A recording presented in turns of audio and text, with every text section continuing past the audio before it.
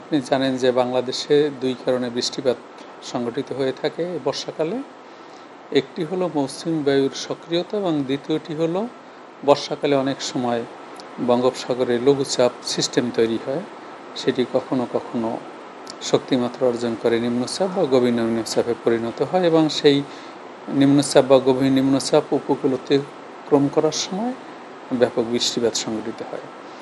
এখন বাংলাদেশে একটি সিস্টেম হলো যে মৌসুমী বায়ু বাংলাদেশের উপর সক্রিয় অবস্থায় রয়েছে। এই মৌসুমী বায়ু সক্রিয় থাকার কারণে উত্তর বঙ্গোপসাগরে গভীর সঞ্চালনশীল মেঘমালা তৈরি অব্যাহত রয়েছে। সেই কারণে সকল সমুদ্র বন্দর, বিশেষ করে চট্টগ্রাম, কক্সবাজার, পায়রা এবং মোংলা সমুদ্র বন্দর সমূহকে ৩ নম্বর স্থানীয় সতর্কতা সংকেত দেখিয়ে যেতে বলা হয়েছে। কারণ এই ধরনের মৌসুমী বায়ু সক্রিয় এবং যদি গভীর সঞ্চালনশীল মেঘমালা তৈরি অব্যাহত থাকে, এর সাথে উপকূলীয় এলাকা এবং তার পার্শ্ববর্তী এলাকা সহ উত্তর বঙ্গোপসাগরে অস্থায়ীভাবে দমকা বাতাস এবং ঝোড়ো হাওয়া সহ বৃষ্টি অথবা বজ্রসহ বৃষ্টি হতে পারে। সেই কারণে সাগর কিছুটা উত্তাল রয়েছে এবং সকল সমুদ্র বন্দর সমূহকে ৩ নম্বর স্থানীয় সতর্ক সংকেত দেখিয়ে যেতে বলা হয়েছে। পাশাপাশি এই মৌসুমী বায়ু সক্রিয় থাকার কারণে বিশেষ করে ঢাকা, খুলনা, বরিশাল এবং চট্টগ্রাম বিভাগের কোথাও কোথাও ভারী থেকে অতি ভারী বৃষ্টিপাতের সম্ভাবনা রয়েছে। সেই কারণে আগামী ৭২ ঘন্টার মধ্যে বিশেষ করে ঢাকা, চট্টগ্রাম, খুলনা এবং বরিশাল বিভাগের কোথাও কোথাও ভারী থেকে অতি ভারী বৃষ্টিপাত হতে পারে এবং এই বৃষ্টিপাতের ফলে চট্টগ্রাম পাহাড়ি এলাকায় ভূমিধসের সম্ভাবনা রয়েছে।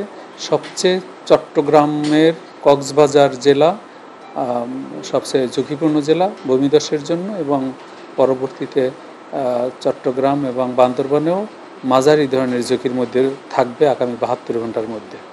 তাছাড়া এই ভারী বৃষ্টিপাতের কারণে চট্টগ্রাম, খুলনা, বরিশাল এইসব অঞ্চলে লো লাইং অঞ্চলগুলো এবং মহানগরে ভারী বৃষ্টিপাতের কারণে অস্থায়ীভাবে জলাবদ্ধতা তৈরি হতে পারে।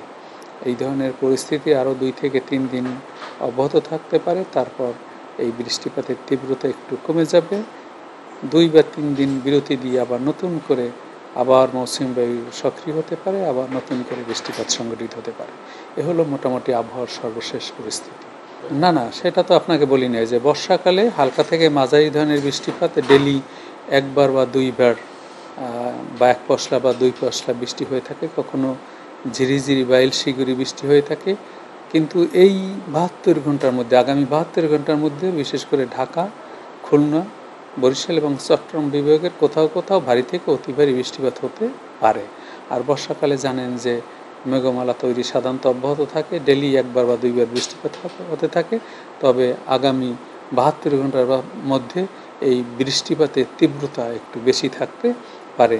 ইতিমধ্যে গত 24 ঘন্টায় কিন্তু কুতুবদিয়ায় 261 মিলিমিটার বৃষ্টিপাত রেকর্ড করা হয়েছে 24 ঘন্টায় এবং বরিশাল বিভাগের খেপুপাড়াতে প্রায় 159 মিলিমিটার বৃষ্টিপাত সংঘটিত হয়েছে। তাছাড়া চট্টগ্রাম বিভাগ, রাজশাহী বিভাগ, খুলনা, বরিশাল এইসব বিভাগের কোথাও কোথাও ভারী বৃষ্টিপাত ইতিমধ্যে রেকর্ড করা হয়েছে।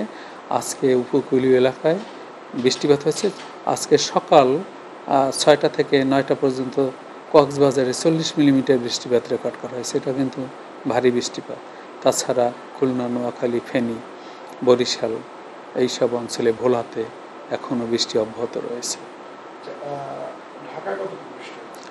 গতকাল সকাল থেকে আজকের সকাল পর্যন্ত ঢাকায় 10 মিলিমিটার বৃষ্টিপাত রেকর্ড করা হয়েছে এবং আজকের সকাল থেকে 9টা পর্যন্ত আরও 4 মিলিমিটার বৃষ্টিপাত রেকর্ড করা হয়েছে।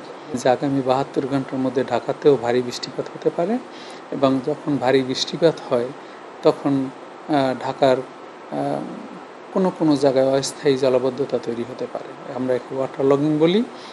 তবে ঢাকার বৃষ্টিপাতের তীব্রতা খুলনা, বরিশাল এবং চট্টগ্রামের চেয়ে কিছুটা কম।